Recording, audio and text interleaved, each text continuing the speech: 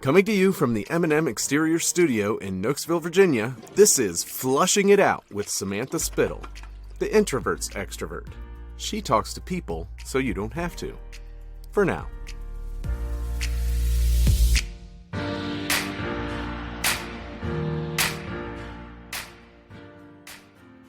Just everything from the year, it's like there's so much going on and it's just finally catching up, or like it caught up. But now it's rather than a new normal, it's like a new beginning almost.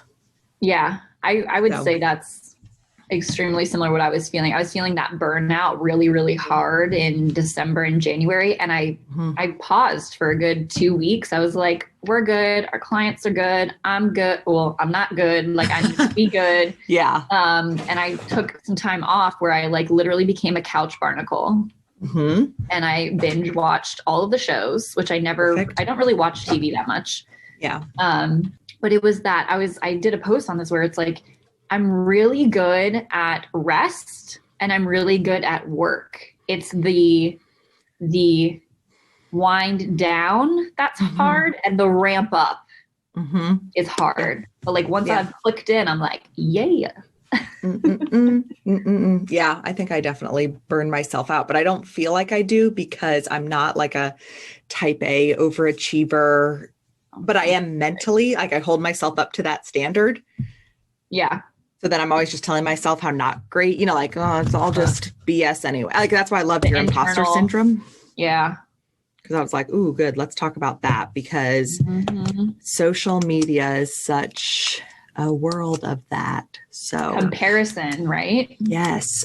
Why are you passionate about what you do? I'm passionate about what I do in the social media space, in particular, because I help people tell their story in a micro moment. So taking a long journey and simplifying it into those little consumable bite-sized pieces really makes me feel joy, because again, on social, it's just an extension of who we are in real life, or should be. And so the ability to do that for clients where they feel maybe pressure to sound a certain way or not own their origin story. And like, that's what I love what you're doing, right? Is like, you're like, own it. So that's why I'm passionate about that. And I've always been a writer. So I love writing and creating that brand voice for people. I should give you a formal, now that we're sort of face to face, a public thank you, because I've been doing more with my social media because I follow you and you're always like, you got to do it. You got to do it. And I'm like, I'm scared because I'll talk in front of a group. The reels right now, my friend, 3 times the amount of engagement, the normal posts. So it's been a good outlet, and there's a ton that people can do with it if they just show up for themselves and their audience. Yeah. So let's dive in to imposter syndrome, because I know that that's something that is fascinating for you and it's fascinating for me. And that's why I always like to, talk about the stuff that no one talks about. And it's like, everyone thinks, me being the, someone who, shares their stuff and embarrasses themselves or has a high tolerance for embarrassment. I think sometimes people look at me and think like, well, I'm not like you. And I'm like, I'm embarrassed. I have shame hangovers all the time. I post stuff and I like ask my husband and he's like, just post it. Don't overthink it. Then the one time I don't overthink it, someone was like, oh my gosh, I was freaking out when I saw that. I'm like, so I'm always, I have to fight those same inner thoughts. Yeah. So, and that's why I wanted to start out with like a thank you to you, because I'm having those thoughts, but when you keep seeing people that are like, just do it, just do it, just do it, it kind of helps you move that needle to get out of the gate. So Let's explore that. Yeah. Tell me about this whole, and your journey. I want to hear your journey with imposter syndrome, because I know you have a background in dance and teaching and whatnot, and that whole world, knowing, my kids have been in it, friends in it. It's like, there's just a lot there to unpack. So I want to hear your journey with that. I know, it's like, I'm like, where to even start? I think for me, I didn't have it so much when I was younger in the dance world, because I think the environment that the studio that I grew up in and now teach at, like, continues to have a level of culture that is accepting of everyone and anyone, which I don't think you see a lot, at least in the media when it comes to the dance world, right? And you see it, like, you know, we would go and travel on competitions and you would be like, oh my gosh, like they're amazing. Like I'm not like that. But at the same time, I took that as an opportunity to dive into my strengths. Like I was not the girl that could like extend her foot to her ear. That was not me. That was the person that I was typically next to in the formations. I thrived in the performance aspect of dance, right? The smiling, the expression, the energy, all of that made up for my lack of ability of putting my foot by my head.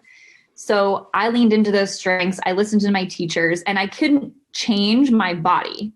Like I couldn't be like, no stretching in the world was going to get my leg to my face. Like that was never going to happen because of just how my body was constructed, right? And I leaned into the performance. I leaned into the creative side, so the choreography side. And I thrived there. I took notes. I still do. I like draw like formations, like I'm a football coach, like on my pad of paper. But how that translates into the business world for me is I don't even know if I knew what imposter syndrome was until I actually heard it defined. Like I had these feelings of like, well, I've been working on this project for the same amount of time and this person's here and I'm not. So it's this like imposter syndrome meets comparison and that like over analysis and feeling like I'm not good enough, or like that, you know, social media and, you know, right, is very subjective, like very subjective. And you could say, you know, promise all the things in the world, but then you would be doing your client a disservice, which is why as a marketer, like we sometimes get a bad name because like people overpromise and underdeliver. And like, I like to keep it real. Yeah. No pun intended, but love it. But it's one of those things where you just have to lean into your expertise, trust in the experience that you've gone to along the way, and just honestly mute the people that make you feel like crap. Honestly. That is the biggest secret. Like I a few years ago started unfollowing people, and the biggest advice that I like give is that everyone always thinks it's obvious to unfollow like the negative people, the ones who are, you know, writing the stuff that makes you angry. But I was like, the secret is not just those people. It's the meh people, the people whose posts you see and you're just meh about. I was like, that's who you like. That's the part where social media, for me in the last few months, like I don't mind going to visit there because and it's nothing personal to anyone, you know, but it's just, I just feel like we live in such a, like everything's black and white, like it's over here or it's over here, you know? So you think, oh, I got to cut out the bad. I'm like, no, it's actually, you don't realize how much like the meh people drain you. So it's like, if it's not filling your cup and bringing you joy, then you have to cut those people out. And like I said, it's not negative. You're not cutting them out of your life forever. It's just, I don't need to see it's noise. It's noise that like steeps into your psyche that it doesn't need to be there. Like there's enough going on in the world that like you don't need that comparison, you know, and I'm like very guilty of this. Like I was in a mastermind several years ago, and out of the mastermind, this one person is absolutely crushing it. I mean, and when I say crushing it, like her group has over 35,000 members in it, like crushing it. And this has been like maybe 3 years. She's written a book. She has a team, like all of these things, right? Yeah. We started at the same level. My idea didn't work, right? Like I tried it, just wasn't the right fit at the right time. And hers was. Okay. But I beat myself up about that for so long until I don't know what like flipped the switch. I unfollowed her for a little while, to be honest. Yeah. And then that's okay. Yeah. And something flipped and I was like, you know, I need to be her cheerleader. Like I don't need to be like wallowing in woe is me. And like I've shifted and I've pivoted and I'm growing and I have a completely different business model than she does. Right. And it proves like that different things can work for different people and that we all don't need to be cookie cutters of what we think works or what the market says works. And that's okay. So lots of like work was done internally to make that an even playing field and having me be For a sure. cheerleader rather than like a bitter Betty about the whole thing. For sure. I have that like from my past, with work, people that start at the same time or after you and they grow higher. And it's like, I knew that there was stuff being worked out in me that would be worth it in the long run. But it's just hard when you're in that season and things like that. And that's why for me too, always reminding myself. And then of course, just when I'm talking, everything's always so much bigger than the thing. Like we did a series on the thing is not the thing, so if you think the thing is, why haven't I grown my business? Like, that's really not what it's about. There was probably some internal stuff that needed to get worked out. And, I know a lot of the coaches that I talk to, we always talk about like those negative feelings are, the opportunity to like dig deeper and work on stuff. And so I feel like the rest is like gravy. You know what I mean? Like if your business, like you say, there's all these stories of people who do it differently than someone else does it, and they flourish because they're staying true to themselves. And it's like, we spend so much time, I feel like, with image and social media, kind of painting this picture of who we think we should be. Yeah. And then people like you come around and it's like, no, like it's like chiseling away. Like, no, let's find the real you in there, not the public version. Yeah. Or the copycat of that person who, like, we have to be ourselves, and we all have to stop comparing ourselves to someone that's literally like 7 levels above. Like, they've been on social media for 4 times as long. They've had a business for 4 times as long as you've been in business. And yet you're like, I want to be that person. Awesome. But you have to start here, right? Like, you have to start from ground zero. You have to start with, everyone starts with 0 followers, right? And 0 reach, like 0 everything. And it's easy to look at the highlight reel of someone that's been in business for, 7+ years, and you've been in business for 1, and being like, I'm not there yet. Yeah. You're not supposed to be there yet. And to your point. And even if someone knew, and if someone knew, I remember what I feel like I learned before, but I'm still obviously processing and relearning, is even if someone starts new and grows so much faster, we don't know the growth and the work that they did before it. So we might say, oh, they've only been doing this and they blew up. Well, we don't know their life experience and their journey. So once again, we can never compare one or the other. So when you were talking about muting the noise, one thing that I regret, and like this is a whole rabbit hole that I'm not going to go out down, because like kids on the social media, and if we should post their pictures like that, it's very stressful. But I don't have baby books for my kids. And I just posted some stuff to Facebook once in a blue moon. And I didn't post a lot, one, just because I didn't on my own, but I would be lying if I said it wasn't also an insecurity of seeing the people that are like, everyone's posting pictures of their kids, because when you're in that age range and where people start doing that, the people who aren't, if they're vocal, and then I'm like trying to be sensitive to everyone. And I just look back like, how many people was I reading their posts about that kind of thing? And they weren't even my people. And now I'm like, I don't get those fun memories of my kids at like 6 months old because I don't have a baby book. I don't know where those pictures are, but they probably shouldn't even be on the internet. That's what I mean. It's like a whole other freaking rabbit hole. Yeah, whole rabbit hole. But the point is, I'm like, dang, I was, letting people who have no value in my life other than, being a human being, which is great. But like, why? And now I don't have any of those fun little memories to repost. So and this is kind of like taken out of a different context, but like, you're not responsible for anyone else's reaction to your photos. Just like you're not responsible for anyone's time boundaries or boundaries in general. And I heard that from someone, I'm not taking credit for any of that. I heard that from a therapist on Instagram. That she was like, follow a lot of them. Yeah. Like if you want to message someone, or if you want to put out a picture, like you're not, especially on a personal level, like you're not responsible for how people take that. Or if you want to send a message to your team member at 11 p.m. because that's when you are most in flow, do that. And then have it be up to your team to respond when it's their time. Yeah. And that's something that I've been challenged with too, is just like, I'm very in flow at 6 a.m. I don't expect my team to be up at 6 a.m. replying back to my messages or my task list. Like that's not a thing. But I told them, I was like, I respect your time. So however you work best, that's what's going to make this work well. So, but yeah, that's a great reminder. I set up separate Instagram for my family. So like I don't have children yet, but I know that's probably down the pipeline. And my husband's not a big Instagram.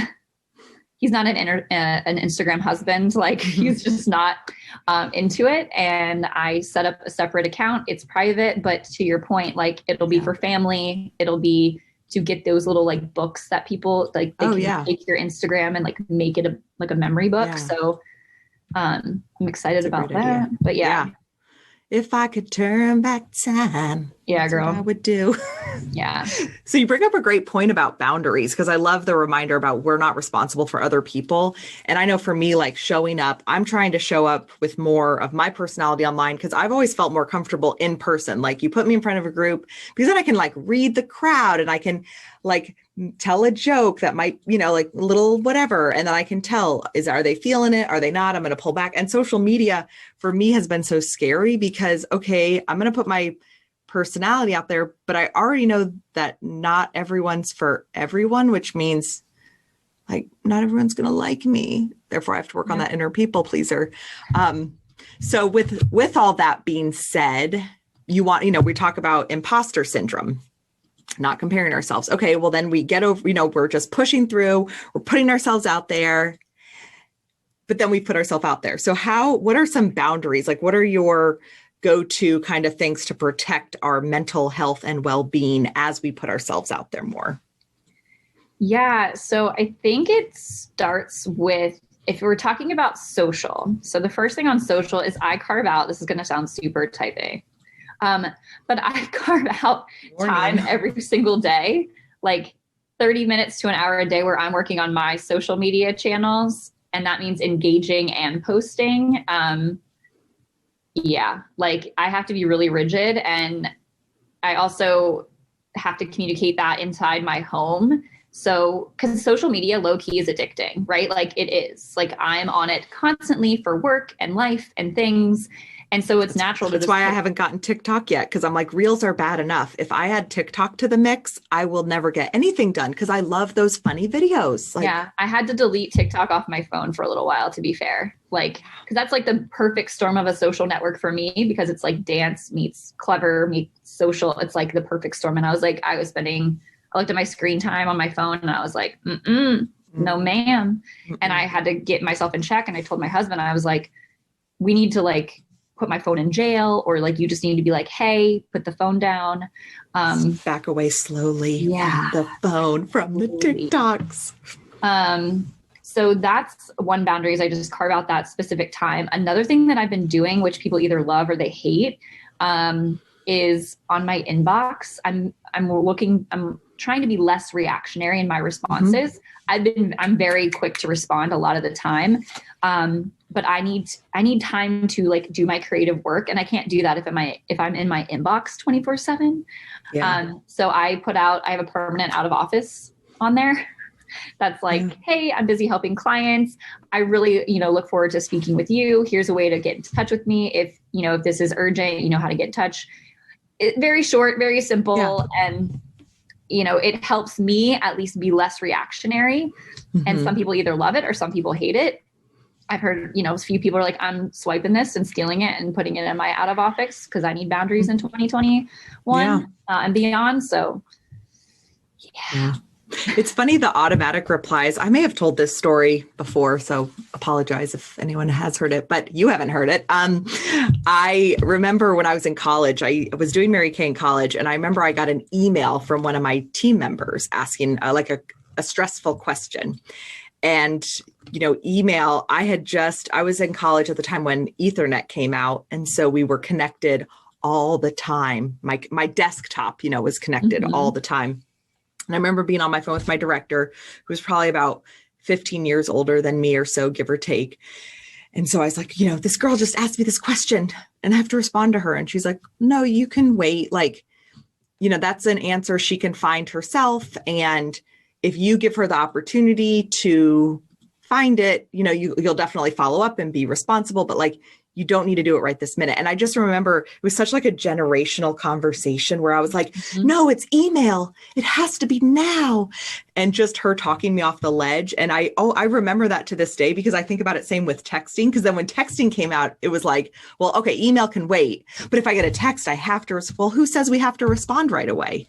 There's all this pressure we put on ourselves where it's like, no, you could get a text and nothing says you have to respond right away. Like, if it's not life or death, we all just need to relax sometimes. Yeah. And I think that's just, to your point, like a very generational thing. And I'm trying to, be less reactionary, because when I have time to marinate on it, the response is often way better than my, one-liner reactionary. Yeah. Yeah. So when it comes to youth, social media, give us the tips, because I know a lot of moms listen, and I have this, I'm struggling because, my daughter's only 10, but it's like, she doesn't have social media or anything like that, but she wants me to get TikTok because she likes playing with her friends it's just her mom's, it's on private. It's like one of those, it's all good, safe and all that stuff. But I told her, I'm like, one, I know I'd be addicted. I don't need you. But then it's fun. And that's how kids connect. And now with the pandemic, like my kids are on devices so much, but that's how they're talking to their friends. So as it's easy before you have kids or when your kids are young, because I'm speaking from my own experience, it's so easy to be like, my kids aren't getting this until, I would have said a year ago, like my kids won't even know what TikTok is. And, and now here they are, like my daughter and, her friend are like doing it a little, learning the dances. And I'm not going to lie, it's so cute when they do like a little not inappropriate dance, Yeah. So, whoa. Yeah. Just all of that. And then I'm trying to do it and I'm showing my age and everything. But it's just such a dilemma. It's like I said, it's so easy when they're young and the world, and just be like, oh, it's all or nothing. We're not going to do it. But there's that little, and so I feel like the obvious things are, oh, you wait till they're older and things like that. But what are your thoughts on that whole thing with social media and kids? Yeah, and youth? I think social media right now is it's woven into every piece of fabric in our culture that ignoring it or pretend like it doesn't exist or pretend like kids aren't talking about it when they absolutely are. And I'm not a parent, right? So I'm not here to give like parenting advice or any of that. Yeah. But from a social landscape, like it is very interwoven into everything. TV shows, there's a hashtag for TV shows, right? Like people are talking about, example, The Bachelor on Twitter, like during commercials. Like it's such a part of our culture, good, bad, or otherwise, that you're doing a disservice by pretending it doesn't exist. But at the same time, really do your due diligence and looking at who is this platform really for? What type of content is on there? And I think, and know that, and I had this happen too. When I got it, the .coveted.edu email address for Facebook, I could not wait to join. And then as soon as like my mom could join, my grandmother could join, my nephew could join, like it became less awesome. So then if you notice, the generations kind of pop over to different socials because it gets adopted by the older generation. And they're like, no, this is our place to hang out, which is like where TikTok is being very territorial in that Gen Z and, back. Millennials are like, surprise, shorty, I'm here. Exactly. That's and a we're TikTok like owning reference. it, right? Yeah. And like, we're owning it. We're like, we've been doing this dance I can forever. do this all day. Like that's called the Macarena. We've been doing it. It's fine. But you're cute to think that it's a TikTok dance, right? So it's, I'm not bitter. Not bitter at all. Not bitter at all. I know. I just heard you. I'm like, wait, are you saying that it's my duty to save the youth by invading their platforms and doing their dances to show them how non-cool or cool it is, whichever way? Yeah. I mean, and I think that's, like it's important to, social media can be for everyone. It's just important to know as like a parent or someone that has a younger person in their life that they want to be on TikTok. They're, they need to be able to handle what's on the other side of the screen, because TikTok is pretty wild, wild west. in a lot of ways. That's why I feel like Instagram Reels feels like the mom version. Like it's like feels just like a little bit more, I don't know. It's a little bit more like closed off, or like in a like a little bit less like wild. Yeah. Like, and because the teens and the Gen Zs are over on TikTok doing all their shenanigans. They're fleeing it. So, you know, I always say tread lightly, but you know, if your kid's like, I want to be on TikTok, don't just be like, yeah, go for it. Like you log in, you see what's going on there, and then you can make that decision for your child of whether they can handle that or not. Yeah. But I'm a big proponent of like, let them be young. Because, you know, being that I teach dance all the time, like I always say like these 7-year-olds are 7 going on 27, and it terrifies me. Like I used to have a blog about it and everything, like pop culture and how girls are growing up so incredibly fast. And TikTok is kind of making it escalate like faster. Yeah. When I see little kids and like doing I don't even mean mature dancing, like the inappropriate mature dancing. I just mean even like certain skills. So it's almost like, oh, you know, the pictures where it's like me at 13 and now girls at 13. It's like, exactly. I was like, not thinking about that stuff. And well, like you said, we can't. Oh, go ahead. Sorry. No, that's 100%. Like, it's right on. I mean, I was awkward, had braces, but like, I'm sure I could move like that, but I didn't know how to move like that because I wasn't in my face all the time. Yeah. And I just had a thing the other day, the lyrics to the songs. And I think I mentioned this. I remember wanting to buy the Usher CD that had parental advisory on it when I was whatever age it was, you know, living at, you know, middle or high school. I don't remember. But my mom, I'm not going to support an album that calls women, and I think she used the term, and I, of course, was like, Mom, oh my gosh.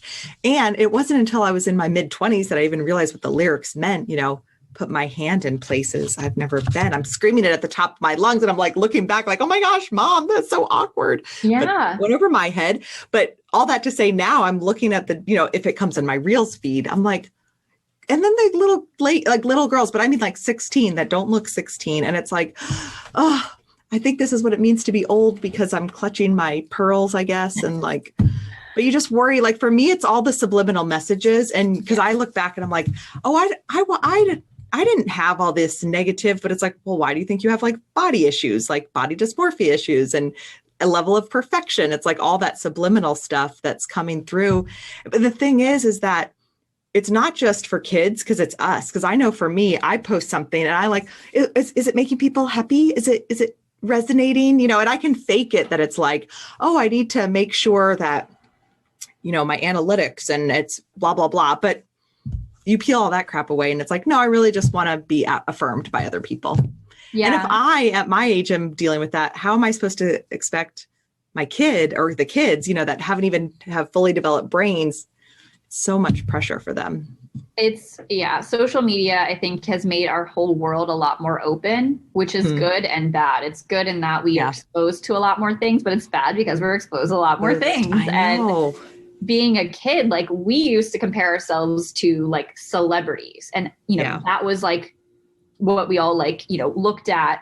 But now it's like every day. I have to air quote that because I can't even like everyday kids that are just like, you know, if you're 16 and you're looking at a 16-year-old doing whatever on these social platforms or like taking these really pretty glamour shots and all of that, and you're like, I don't look like that. I don't look like that, but she's just like me, right? Just and like air quotes, just like me. Yeah. And so I think that just perpetuates a whole nother layer of what you and I maybe experienced growing up. Because we already knew, like, they're a celebrity. It's a little bit less attainable. Yeah. Like, I'm never going to be J-Lo at 50. Like, I would love to be J-Lo at 50, but like, I will not. I'd like to be J-Lo now. Like, I'll take that. I mean, she's 50 and looking fire.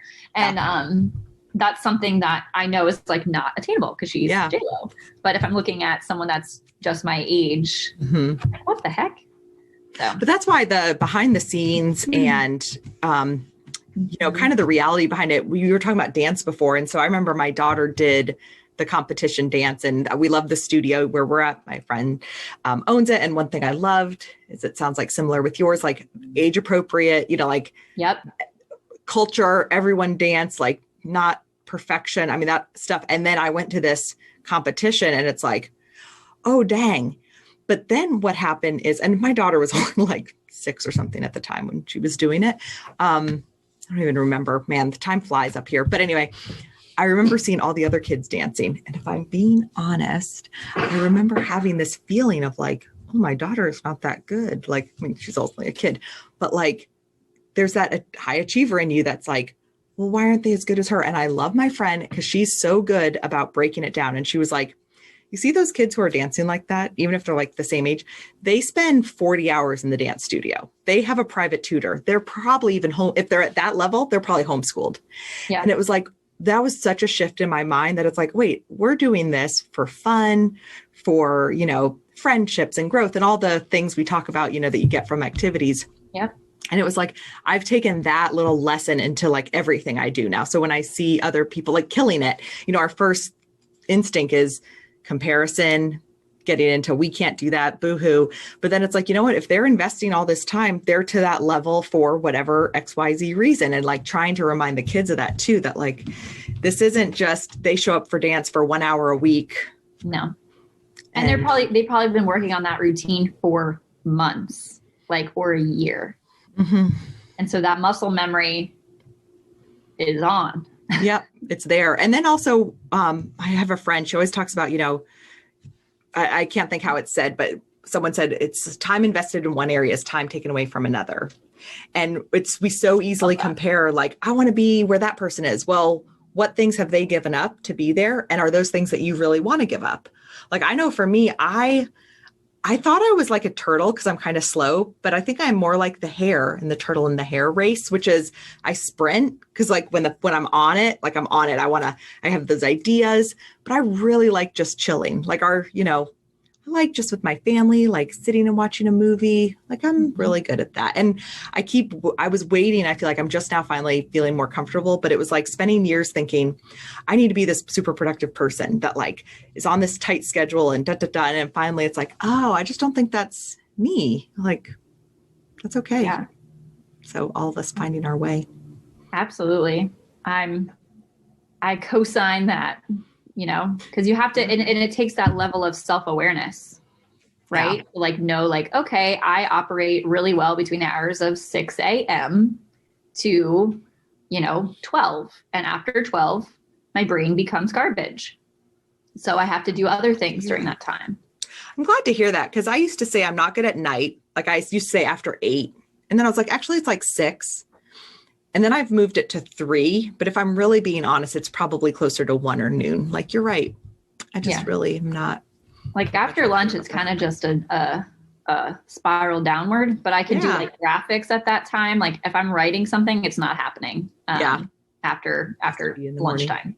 But it takes that level of self-awareness. And I don't know if a lot of people have that. Because again, societal norms are like, have this robust morning routine. Mm-hmm. Like, do this at night. Like, are you a night owl? Like, and that means because I get up early, I'm giving up some nighttime spent with my family who, my husband's a night owl.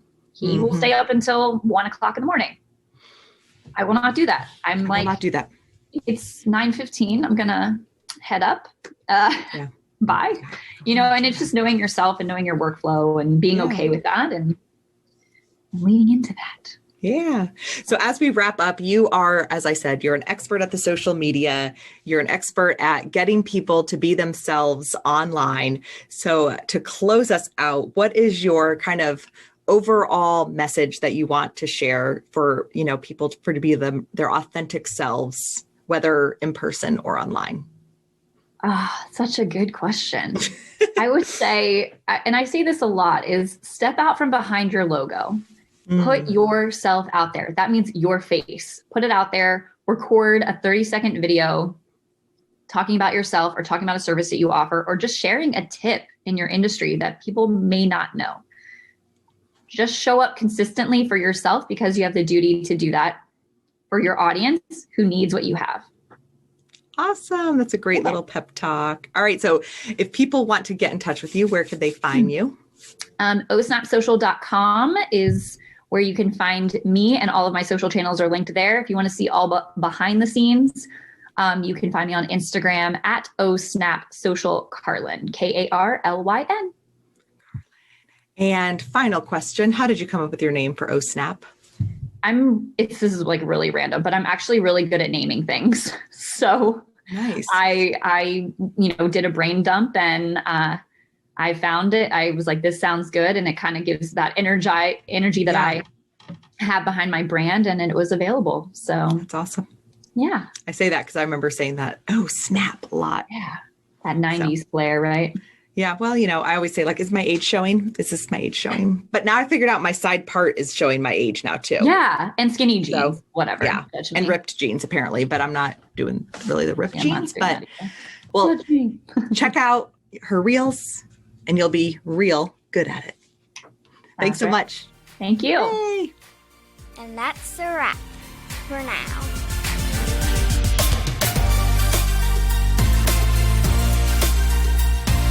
Thanks for listening to Flushing It Out with Samantha Spittle. If you enjoyed this episode, please be sure to subscribe and rate us on iTunes. For all things Flushing, visit our website at flushingitout.com. This has been a Spitfire production. That was the greatest thing I've ever heard.